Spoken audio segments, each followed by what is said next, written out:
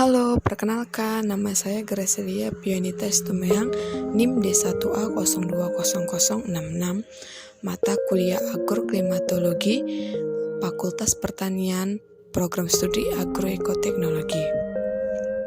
Dengan dosen pengampu, Dr. Insinyur Made Deviani Juwaja, Magister. Di sini saya akan menjelaskan atau memaparkan mengenai ketujuh soal dan badai siklon yang terjadi di Indonesia maupun badai siklon yang terjadi di dunia. Baik, untuk mempersingkat waktu kita langsung saja masuk ke soal nomor 1 yang pertama. Kenapa siklon seroja terjadi di laut? Siklon seroja terjadi di laut dikarenakan perubahan iklim global yang ditandai semakin meningkatnya siklon baik di udara maupun di muka air laut yang menyebabkan suhu muka laut semakin hangat, di mana pada tahap selanjutnya bentuk siklon tropis cenderung stabil di pusat siklon, berbentuk suatu wilayah dengan kecepatan angin yang relatif rendah dan tanpa awan. Wilayah ini disebut mata siklon. Mata siklon dikelilingi dengan dinding berbentuk cincin yang dapat mencapai ketebalan hingga 16 km, di mana wilayah ini juga terdapat kecepatan angin tertinggi dan curah hujan terbesar. Siklon tropis hanya bisa terbentuk di laut yang memiliki suhu permukaan hangat dan akan menghilang jika memasuki perairan dengan suhu dingin atau daratan. Soal yang kedua yaitu hujan yang dapat merangsang tsunami. Hujan adalah turun air dari langit. Ada beberapa jenis hujan yang berdasarkan proses terjadinya faktor-faktor tersebut akan dapat disatukan untuk menghasilkan gerimis ringan, curah hujan deras, badai salju, dan jenis-jenis yang lainnya yang ada di seluruh dunia. Salah satunya yaitu hujan yang dapat merangsang tsunami, hujan konvektif, di mana yang terbentuk oleh adanya perbedaan panas yang diterima permukaan tanah dengan panas yang diterima oleh lapisan udara di atas permukaan tanah tersebut. Yang dimana ciri-ciri jenis hujan konvektif ini biasanya berupa intensitas yang tinggi dengan suara relatif cepat dan mencakup wilayah yang tidak terlalu luas. Hal ini biasa terjadi di atas tanah atau air selama ada kelembapan. Ketika terjadi di atas lautan tropis, udara dipenuhi dengan air panas yang menyengat dan menyebabkan arus konveksi ke atas dengan kuat. Dengan kombinasi angin dan kelembapan yang dapat menciptakan badai. Kemudian yaitu hujan orografis, di mana hujan yang terjadi karena udara yang mengandung uap air terhalang oleh pegunungan. Akibatnya suhu udara menjadi dingin sampai di ketinggian tertentu. Barulah terjadi proses kondensasi atau pengembunan dan terbentuklah awan. Selanjutnya hujan ini akan terjadi. Yang selanjutnya lagi yaitu hujan yang dapat merangsang tsunami, yaitu hujan frontal, di mana hujan yang terjadi karena adanya pertemuan antara massa udara panas dengan massa udara dingin. Udara yang panas selalu ada di atas udara yang dingin. Pertemuan itu mengakibatkan udara berkondensasi dan membentuk awan. Hujan frontal biasanya terjadi di daerah dengan iklim yang sedang. Selanjutnya soal yang ketiga yaitu hubungan tsunami dengan hujan. Peristiwa naiknya permukaan laut atau air ke daratan yang disebabkan oleh air laut pasang. Selain hujan deras, kecepatan angin juga mempengaruhi naiknya permukaan laut. Tsunami yang mendekat kadang-kadang dibawa oleh jatuhnya atau naiknya permukaan air. Banyak para ahli yang mengatakan bahwa lautan tersebut dapat memberi orang pendatang 5 menit untuk mengevakuasi gelombang panas tsunami besar sampai dan sebagian besar kerusakan tidak dilakukan oleh gelombang ini. Sebagian besar juga kerusakan disebabkan massa air yang sangat besar di belakang gelombang awal karena ketinggian laut terus meningkat dengan cepat dan banjir menyebabkan daerah pantai. Kekuatan di balik ombak, air deras tak menuju yang menyebabkan kehancuran dan tsunami minimal. Ketika kasar saya membacakan gelombang tsunami menghantam garis pantai, mereka dapat menghancurkan semua yang ada di jalan mereka. Yang keempat, pengaruh rumah kaca terhadap pemanasan bumi. Efek rumah kaca merupakan kejadian di mana panas di bumi terperangkap karena terhalang oleh gas emisi seperti Emisi tersebut kebanyakan berasal dari asap kendaraan dan pabrik serta kebakaran hutan. Efek aroma kaca juga mampu menghangatkan bumi hampir rata-rata 59 derajat Fahrenheit atau 15 derajat Celcius, sehingga membuat kehidupan di bumi menjadi lebih hangat dan tidak dihuni. Tanpa adanya efek aroma kaca juga, dunia hanya akan menjadi tempat yang beku dan tidak dapat dihuni. Kemudian, pengaruh rumah kaca terhadap pemanasan bumi yaitu mengancam seluruh ekosistem lingkungan dan evolusi. Mencairnya es di kutub yang juga mengancam ekosistem, dan mencairnya es itu menyebabkan kerusakan laut sehingga menenggelamkan daerah-daerah yang rendah. Laut makin asam karena konsentrasi gas rumah kaca yang meningkat. Asamnya air laut juga akan mematikan terumbu karang dan ekosistem lainnya, serta menipisnya lapisan ozon membuat sinar ultraviolet yang berbahaya sampai ke permukaan bumi. Yang kelima yaitu pengaruh gelombang panjang atau pendek dan hubungannya dengan tsunami. Tidak semua tsunami didahului oleh surutnya air. Tsunami juga dapat langsung dimulai dengan naiknya permukaan air, yang dimana hal ini karena tsunami terbentuk gelombang dengan puncak dan lembah. Jika lembah, gelombang yang sampai lebih dahulu permukaan air laut akan turun. Sebaliknya, puncak gelombang menghasilkan naiknya air laut. Kedua hal ini dapat terjadi dengan peluang yang sama. Dan gelombang yang terjadi di laut sebenarnya dapat dibedakan menjadi beberapa jenis atau tipe gelombang, di mana gelombang yang terjadi karena dibangkitkan oleh angin disebut dengan gelombang angin. Angin yang bertiup di permukaan laut selama waktu tertentu, baik angin yang bertiup ke arah darat maupun angin yang bertiup ke arah laut, akan menimbulkan gelombang. Gelombang ini termasuk jenis gelombang pendek karena besarnya periode gelombang ini adalah mulai beberapa detik sampai dengan beberapa menit.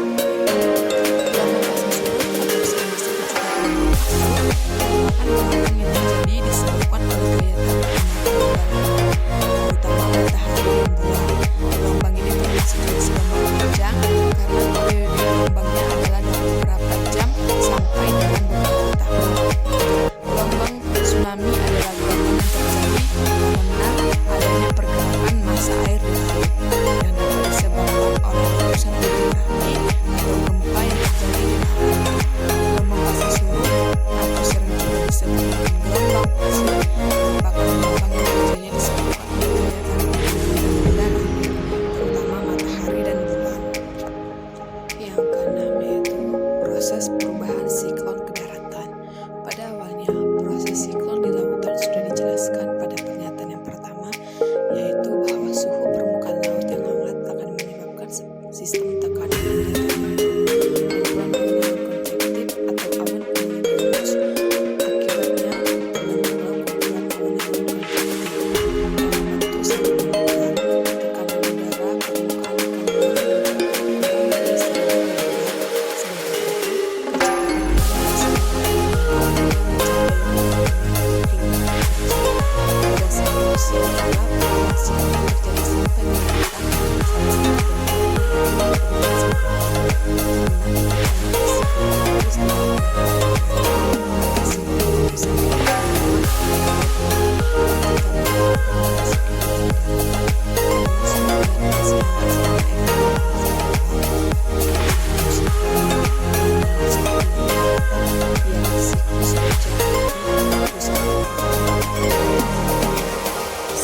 meningkat salah satu perbedaan laut, lautan, dan samudra.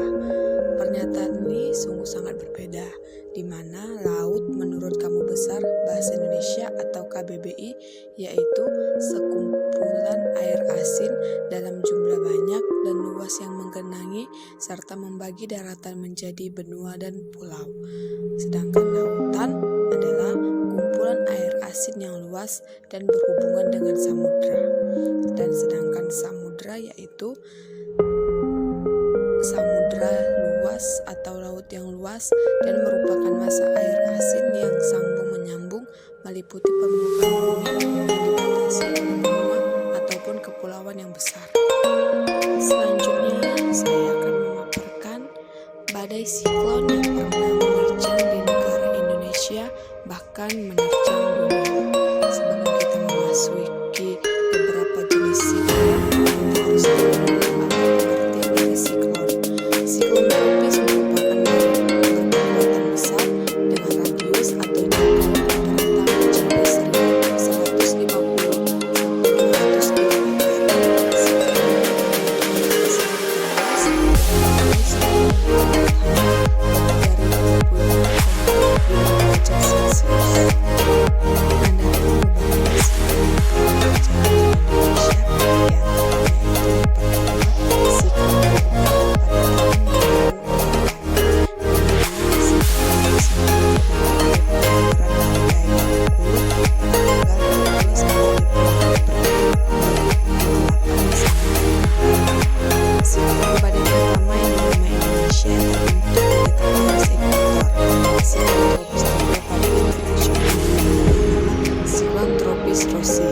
Siklon tropis Durga ini terbentuk di Samudra Hindia sekitar dari 1000 km dari kota Bengkulu yang tepatnya 9,2 derajat lintang selatan dan 95,1 derajat bujur timur.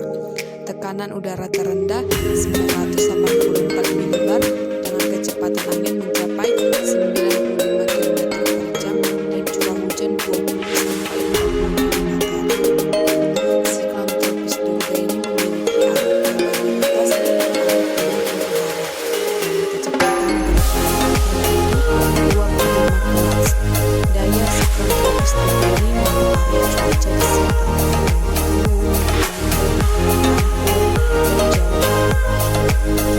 kemudian yang kedua yaitu siklon Anggrek yang terjadi pada tahun 2010. Siklon ini terjadi pada tanggal 30 Oktober dan November 2010. Ini berdampak pada perairan Bengkulu, Sumatera Barat, dan Lampung. Badai tropis ini diperkirakan menghasilkan angin yang semakin cepat lajunya dengan angin maksimum 55 knot atau 1000 km per jam. Siklon tropis Anggrek ini memberikan dampak berupa angin kencang lebih dari 25 knots, yang dimana siklon ini menyebabkan kenaikan gelombang air laut dan perubahan cuaca yang signifikan di daerah tersebut. Badai ini bergerak ke arah tenggara, kecepatan siklon 5 knot atau 10 km per jam dan bergerak menjauhi wilayah Indonesia. Yang ketiga itu siklon Bakung yang terjadi pada tahun 2014, di mana masa hidup siklon tropis Bakung ini cukup singkat, hanya sekitar 3 hari saja. Tekanan udara terendah yaitu 991 mbar dan kecepatan anginnya mencapai 95 km per jam. Siklon tropis Bakung menyebabkan adanya potensi gelombang laut setinggi 2-3 meter pada perairan barat Lampung, Selat Sunda, dan perairan selatan Jawa. Kemudian yang keempat yaitu siklon Cempaka dan Daitya yang terjadi pada tahun 2017, di mana siklon Cempaka ini merupakan salah satu siklon tropis yang berdampak berupa hujan yang sangat lebat di Yogyakarta dan selatan Jawa Lampung. Tekanan udara yang terjadi pada siklon Cempaka mencapai 950 mbar dengan kecepatan angin 40 km per jam.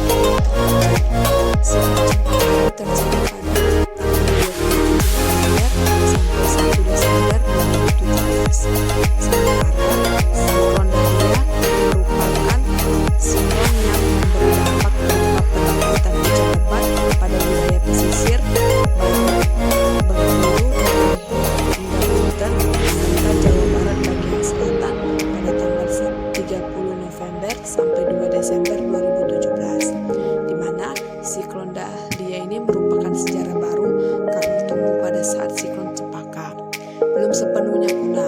Kedua siklon tropis ini menjadi siklon kembar yang pernah terjadi di Indonesia. Siklon Dahlia memiliki tekanan terendah 985 mbar dan kecepatan anginnya yaitu mencapai 75 km per jam. Kelima yaitu siklon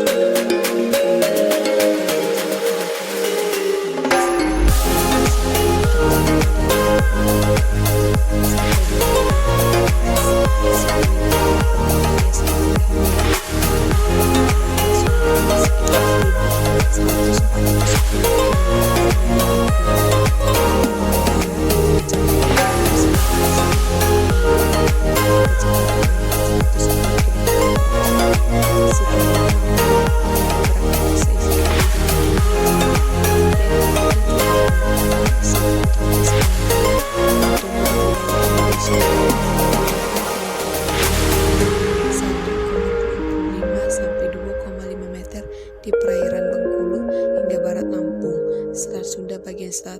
dan perairan Enggano.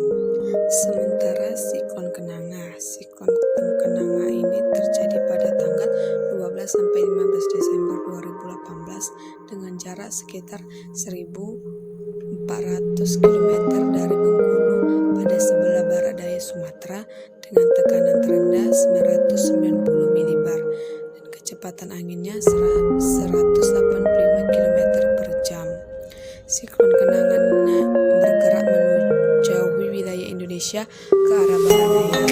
Dampak tidak langsung dari siklon tropis ini berupa peningkatan kecepatan angin yang terjadi di sebagian wilayah pesisir barat Pulau Sumatera. Gelombang laut siklon Kenanga ini yaitu dengan tinggi 2,5 sampai 4,5. Selanjutnya yang kedua yaitu siklon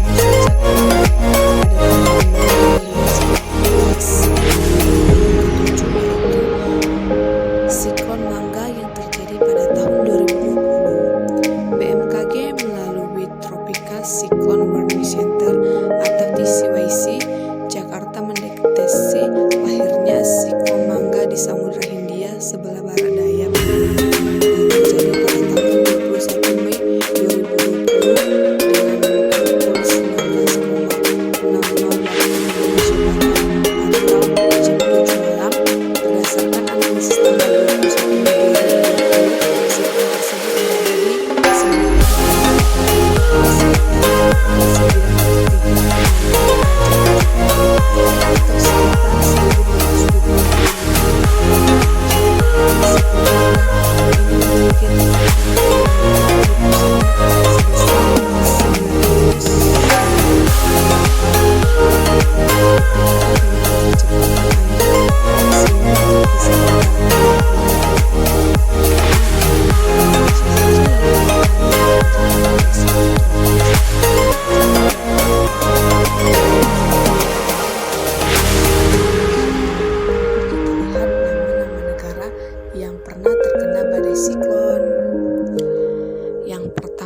1 ada badai Katrina, di mana badai ini sangat mengerikan yang terjadi di Amerika Serikat.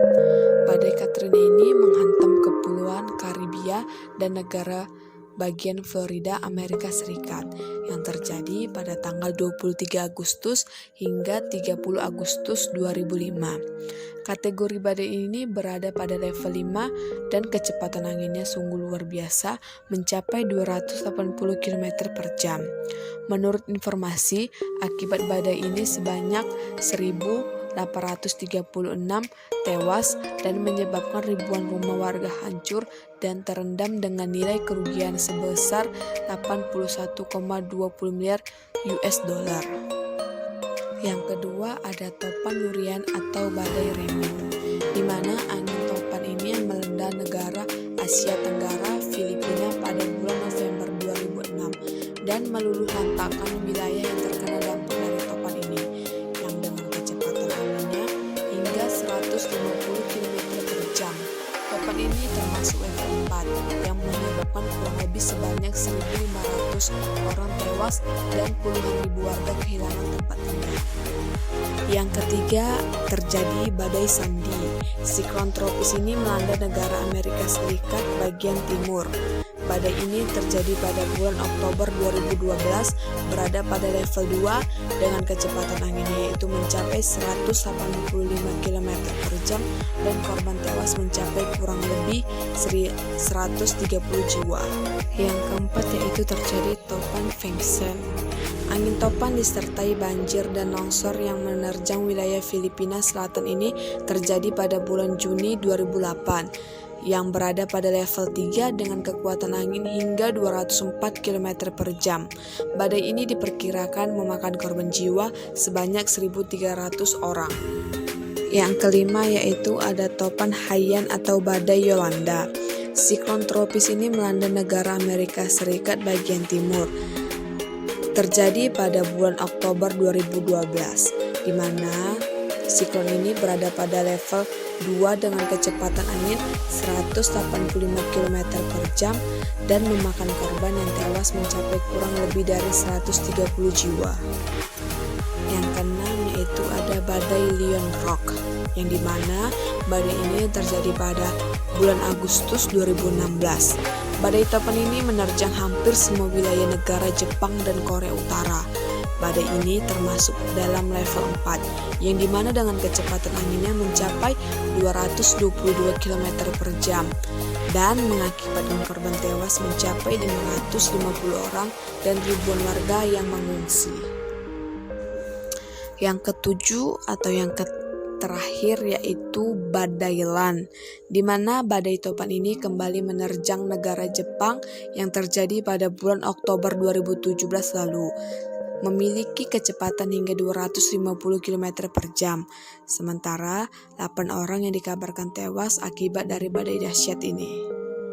Selanjutnya kita akan mengetahui apa arti dari keterangan rumus ini, di mana rumusnya yaitu R sama dengan R dibagi T dikurang C, dengan keterangannya yaitu R berarti curah hujan tahunan wilayah, dengan R kecil yaitu rata-rata curah hujan harian, dengan T kecil rata-rata temperatur atau suhu tahunan